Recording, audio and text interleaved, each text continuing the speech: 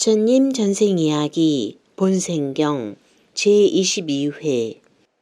세상에서 가장 귀하신 스승이시고 수행을 완성하신 분, 위없이 지극한 깨달음을 얻으신 부처님께 마음속 깊은 숭배를 바치나이다.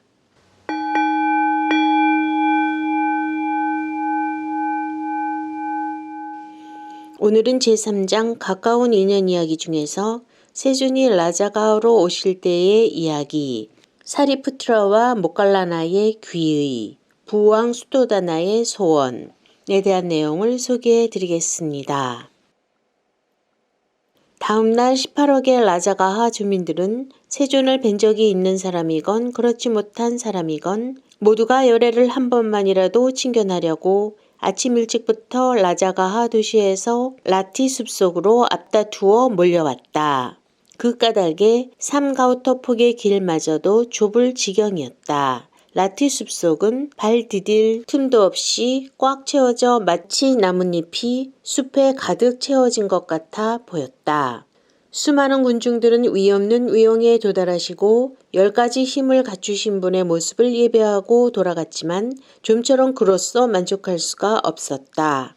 이 땅을 찬양의 땅이라 한다. 이 같은 곳에서는 열애의 몸의 주요한 특징과 자세한 특징 등 온갖 훌륭한 모습이 찬양받을 만한 것이다. 이처럼 위없는 위용에 도달해 계시고 10가지 힘을 갖추신 분의 모습에 예배하고 간 수많은 사람들 때문에 나뭇잎으로 가득 채워진 바구니 마냥 숲이며 길에는 단 한 사람의 비구마저도 들어설 자리가 남아있지 않았다. 전하는 바에 따르면 그날 세존은 라티숲이 사람들로 메워지게 되어 왕의 초대에 응할 수가 없어지자 자칫하면 공양을 하루 걸을지도 모르게 되었다. 그러나 그러한 일은 있어서는 안 되는 일이었다는 것을 경고하기 위해 제석천이 앉아있던 자리가 뜨겁게 달아올랐다. 제석천은 이모저모 궁리하다가 그 원인을 알아내고 청년의 모습으로 몸을 바꾸어 불법승에 대한 찬사를 올리며 10가지 힘을 갖춘 분 앞으로 내려와 하늘이 가진 신통력으로 장소를 열면서 다음의 개송을 노래하였다. 스스로를 잘 다스리고 황금 바퀴와도 같이 빛나시는 세존께서 예전에는 머리를 따온 수행인이며 스스로를 다스려 자유를 얻은 자들과 함께 라자가하 마을로 들어오시게 되었다. 해 따라 시어 황금 바퀴와도 같이 빛나시는 세존께서 예전에는 머리를 따온 수행인이었지만 해 따라여 자유를 얻은 이들과 함께 라자가하 마을로 들어오시게 되었다. 피안으로 건너가신 황금바퀴처럼 빛나시는 세존께서 예전에는 머리를 따온 수행인이었지만 피안으로 건너가 자유를 얻은 이들과 함께 라자가하 마을로 들어오시게 되었다. 10가지 머무름을 지니시고 10가지 힘을 갖추셨으며 10가지 가르침을 아시고 10가지 특질을 갖추신 세존께서 천명을 거느리고 라자가하 마을로 들어오시게 되었다. 청년으로 변한 제석천은 이 개송으로 스승을 찬양하면서 앞으로 나아갔다. 수많은 군중들은 청년의 훌륭한 자태를 보고 우리는 이처럼 수려한 청년을 지금까지 본 적이 없다고 생각하면서 이 청년은 어디서 왔을까? 그리고 누구의 아들일까? 하며 수군대었다. 이것을 들은 청년은 현명하시고 온갖 점에서 스스로를 다스렸으며 비할 바 없는 아라한으로 깨달음의 세계에 드신 부처님을 모시는 사람입니다. 라는 개송을 노래하였다. 1000명의 비구들이 위요하는 가운데 세존은 제석천이 열어놓은 길을 따라 라자가하 마을로 들어가셨다. 왕은 세존을 우두머리로 하는 승단에 많은 보시를 하면서 세존이시여, 저는 불법 승산보가 없이는 살아갈 수 없습니다. 저는 언제나 세존을 향합니다. 하지만 라티숲의 동산은 너무나 떨어져 있습니다. 그러나 저희 대나무숲 동산은 멀리 있지 않습니다. 세존이시여, 이곳으로 왕림하시어 부처님에 어울리는 주처를 저에게서 받아주소서 라고 말하며 황금의 병에서 꽃내음이 풍기는 보석과 같은 색깔의 물을 부어 10가지 힘을 갖춘 분의 손에 뿌리며 중림동산을 올렸다. 세종께서 그 동산을 막 받으시려 할 때 부처님의 가르침이 그 뿌리를 내렸다는 뜻에서 대지가 진동하였다. 스승은 중림원을 받으신 후 왕에게 축복을 내리시고 자리에서 일어나 비구를 거느리고 중림원으로 드시었다. 그런데 그 무렵 사리푸트라와 목갈라나라고 하는 두 명의 유행자가 라자가 마을 근처에 살면서 불사의 경지를 추구하고 있었다.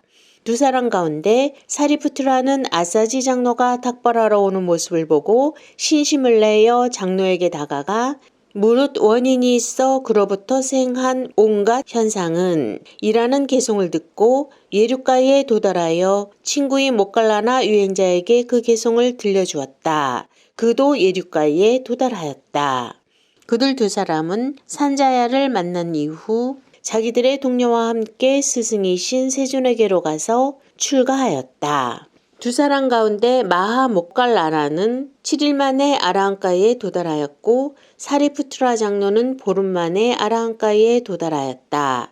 그러나 스승은 그 두 사람을 으뜸가는 제자의 위치에 올렸다. 사리푸트라 장로가 아라한가에 도달한 날에는 제자들의 집회가 있었다. 한편 열애가 중림원에 머물고 계실 때 수도다나 대왕은 왕의 아들은 6년 고행으로 위없는 깨달음에 도달하여 수승한 법의 바퀴를 굴리며 라자가하 성 가까이에 있는 중림원에 머물고 있다고 한다 라고 듣고 대신에게 말하였다. 보아라, 잠시 오너라. 1000명의 하인을 거느리고 라자가하 성으로 가서 내 말로써 그대의 아버지 수도다나는 당신을 몹시 만나고 싶어한다 라고 전하고 무슨 일이 있어도 내 아들을 데려오너라. 분부대로 행하겠나이다. 대신은 왕의 명령에 머리를 조아리고 1000명의 하인들을 거느리고 급히 60요자나의 길을 떠나 10가지 힘 갖추신 분이 내 무리의 제자 가운데 앉아 가르침을 설하고 계실 때 정사로 들어갔다. 그는 아직 왕의 전언을 보고하기엔 이르다. 조금 기다려야겠구나 하고 생각하고 사람들 끝에 서서 스승의 설법을 들은 후 선체로 1000명의 사람들과 함께 아라한가에 도달하여 출가하고자 원하였다. 세존은 잘 왔구나 비구들이여 하고 말하며 손을 내미셨다. 바로 그 순간 모든 사람이 신통력으로 만들어진 의발을 지닌 100세의 장로와도 같은 모습이 되었다. 아라한가에 도달한 뒤에는 성자는 세속의 일에 무심해지게 되므로 대신 왕의 전언을 10가지 힘 갖추신 분에게 알려드리지 않았다. 왕은 신부롱간 대신이 돌아오지 않으니 무슨 영문인지 모르겠구나 하고 생각하고 보아라, 이번에는 그대가 다녀와야겠구나 하고 예전과 마찬가지로 또 다른 한 명의 대신을 보내었다. 그 대신도 가기는 하였으나 앞의 대신과 마찬가지로 모두 한꺼번에 아라한가에 도달하여 왕의 전언을 전하지 않고 조용히 입을 다물고 말았다. 왕은 또 마찬가지로 9명의 대신에게 각기 1000명의 하인을 딸려서 보냈으나 모두 자신들이 해야 할 목적을 달성하지 못한 채 왕의 전언을 까맣게 잊어버리고 그곳에 머물러 살게 되고 말았다.